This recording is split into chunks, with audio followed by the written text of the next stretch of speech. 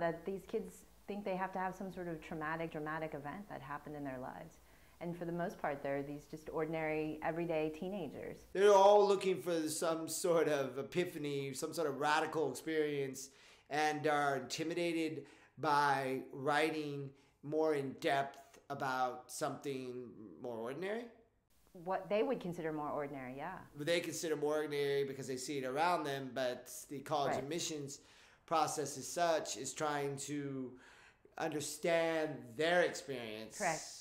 As it is. Yes. And they want to see them write an essay that really unravels that or unfolds that.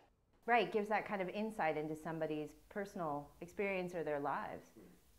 But, you know, these kids have this misconception that somehow some sort of emotional, heart-tugging essay topic is going to be what's going to get the admissions officer's attention.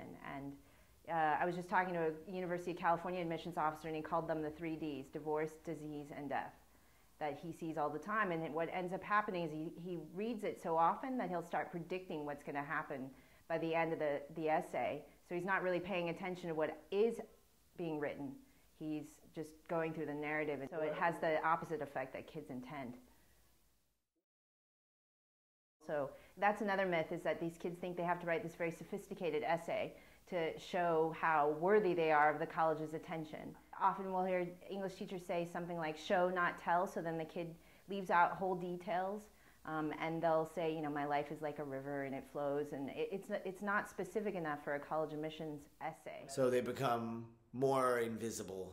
When this is the opportunity for them to shine some sort of light on themselves outside of the application process, which is fairly consistently the same. Correct. And that's also the difficulty, because kids have this conception, and I think we all do, is that to talk about yourself is conceited and somehow self-centered.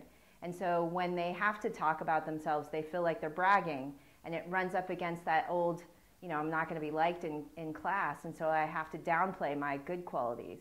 And, you know, I think in general, it's easier to see what's bad about oneself and to sort of criticize oneself. So when you have to think through, like, well, what is good about me? What is worthy?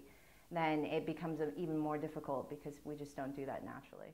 So what you're telling them to do is swim against the current. Yes. And that's not something they're used to. It's not something they're taught. So it's something that becomes initially for most uncomfortable.